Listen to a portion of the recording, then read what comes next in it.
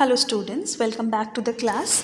आज हम स्टार्ट करने वाले हैं part 3 of the Indian constitution, यानी कि फंडामेंटल राइट्स।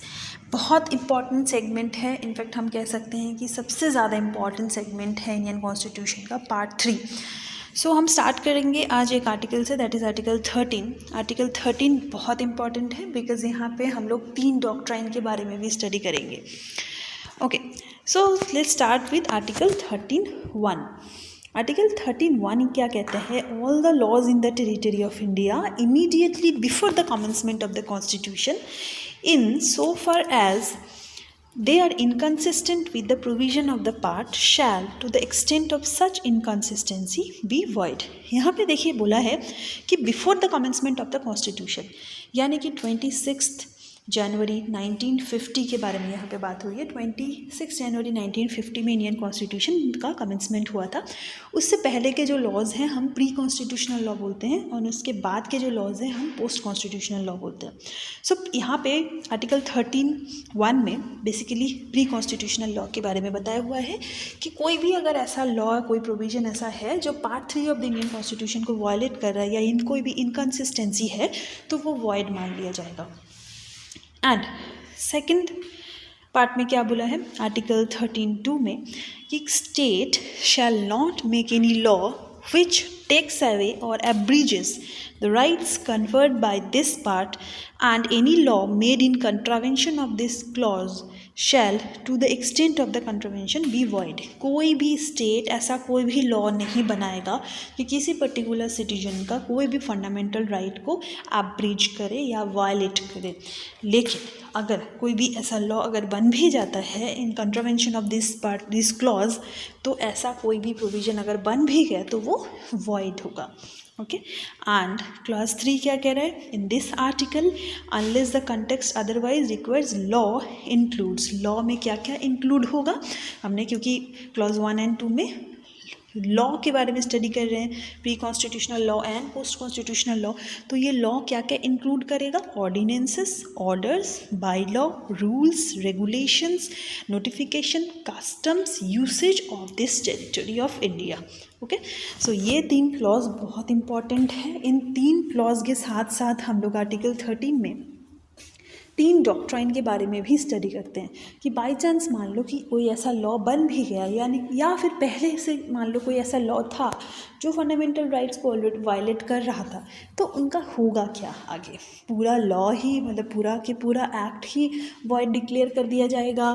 कौन कौन से को किया जाएगा, कौन सा नहीं किया जाएगा? या फिर कोई भी part of the whole act को किया जाएगा? इन चीज़ों को लेके डिबेट्स चल रहे थे एंड 3 डॉक्ट्राइन का यहाँ पे डिस्कशन आता है।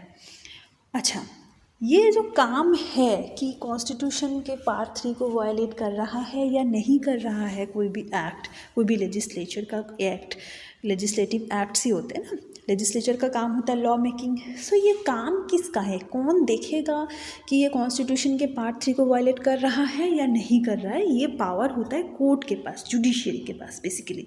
सो it is the power of the court to decide about the constitutionality of the legal legislative acts. कोई भी लॉ बनता है तो उसका कॉन्स्टिट्यूशनैलिटी कितना है कितना नहीं है, ये डिसाइड करने का पावर होता है कोर्ट के पास, और इस प्रोसेस को एक्चुअली जुडिशियल रिव्यू बोला जाता है। इस पावर को कब, मतलब ये इवॉल्व कब हुआ था इस थ्योरी का? सुप्रीम कोर्ट ऑफ अमेरिका में एक केस आया था, बहुत लैंडमार्क केस, सुना होगा आपने, मारवरी वर्सेस मेडिसन। इस केस में basically supreme court of America ने जुडिशियल रिव्यू का जो थ्योरी है, जो डॉक्ट्राइन है, ये प्रोपाउंड किया था। सो बेसिकली हमारे इंडिया में कॉन्स्टिट्यूशन में आर्टिकल 13 में जुडिशियल रिव्यू को बेसिकली यहाँ पे इनकोडेड किया गया है, प्रोवाइड किया गया है कि हमारे यहाँ पे जो कोर्ट्स है, जो जुडिशियरी है, उनके पास लेजिस्लेटिव एक्ट्स जितने भी हैं उनका जुडिशियल रिव्यू करने का पावर है।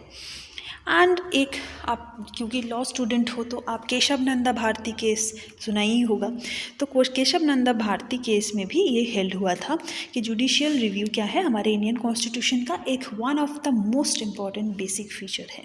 ओके, बेसिक स्ट्रक्चर है इंडियन कॉन्स्टिट्यूशन का। ओके, सो यहाँ पे देखिए कुछ बेसिक स्ट्रक्चर मैंने और भी यहाँ पे मेंशन कर रखा है स्लाइड में, आप एक बार देख सकते हो। नेक्स्ट बात करते हैं डॉक्ट्राइन ऑफ सेवरेबिलिटी के बारे में। डॉक्ट्राइन ऑफ सेवरेबिलिटी, यहाँ पे देखो थोड़ा सा ये मिट गया, आप नीचे लिखा हुआ है वहाँ से आप पढ़ सकते हो। डॉक्ट्राइन ऑफ सेवरेबिलिटी को एक दूसरे नाम से भी हम जानते हैं, दैट इज़ डॉक्ट्राइन ऑफ सेपरेबिलिटी, यानी कि सेपरेट हो सकता है या नहीं।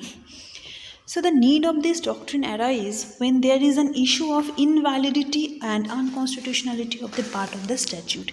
मान लो कि कोई भी एक पूरा एक्ट है, पूरे की पूरा एक्ट मान लो इनकन्सिस्टेंट नहीं है, बट कुछ प्रोविजंस में इनकन्सिस्टेंसी है part 4 of the Indian constitution के साथ, तो वो जो पोर्शन है उसे वॉइड बनाया जाएगा या पूरे एक्ट को ही वॉइड बना दिया जाएगा। इस बात को लेके चल रही थी debate. So only that portion till where the inconsistency lies, सिर्फ उतनी पोर्शन को बेसिकली फ़िल्टर करके निकाल के उतनी जो पोर्शन है उसको वॉइड बना दिया जाएगा। बाकी के जो एक्ट है जो कंसिस्टेंट है फंडामेंटल राइट के साथ उसे रख दिया जाएगा।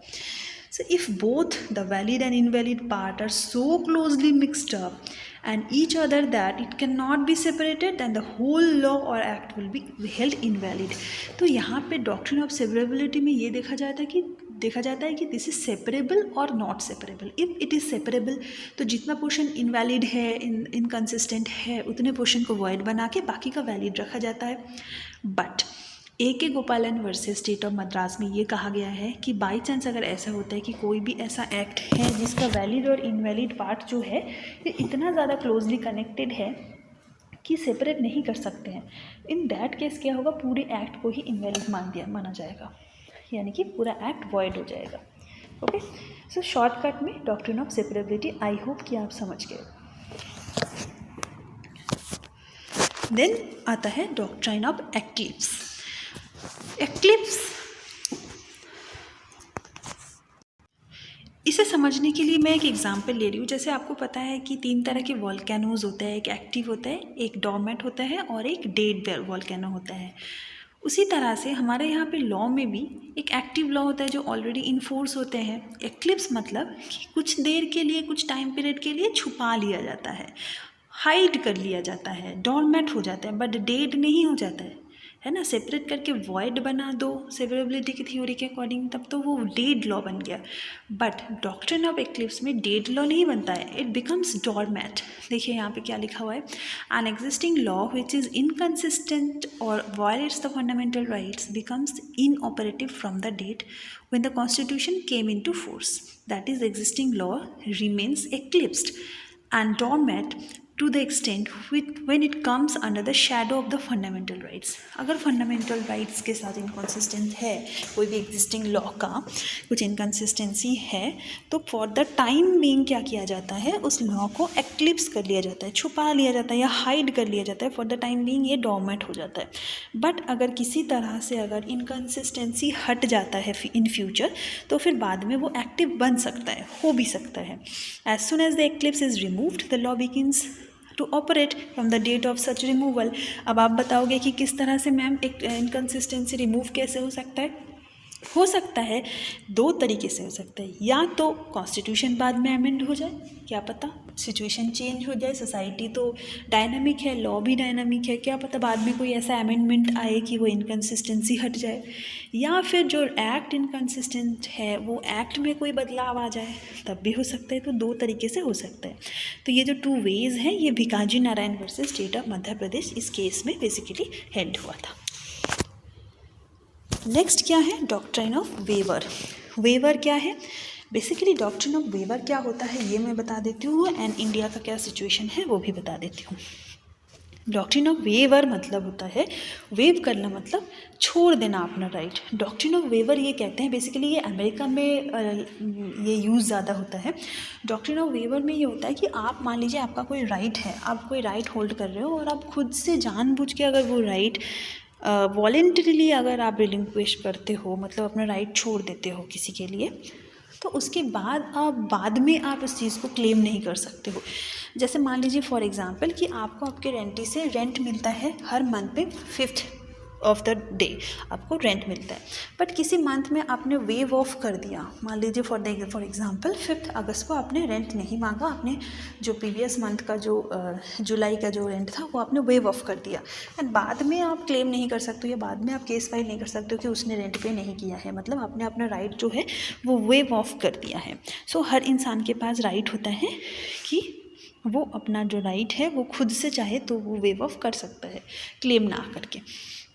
बट ये जो थ्योरी है ये हमारे इंडियन कॉन्स्टिट्यूशन के फंडामेंटल राइट के लिए एप्लीकेबल नहीं है। हम ये नहीं कह सकते हैं कि हमारा जो फंडामेंटल राइट है वो मैंने वेव ऑफ कर दिया, ठीक है। ये इंडियन कॉन्स्टिट्यूशन के पार्ट 3 के लिए ये राइट जो है doctrine of waiver that is not applicable, ये याद रखना। और इससे रिलेटेड 3 केसेस हैं वो आपको करना है। Bhashyeshwar Nath versus IT commissioner, then ये सेपरेट केस है Olga Tellis versus union of India, then Behram versus state of Madhya Pradesh, and KS Puttaswamy versus union of India. UOI होगा ये। Thank you for watching the video.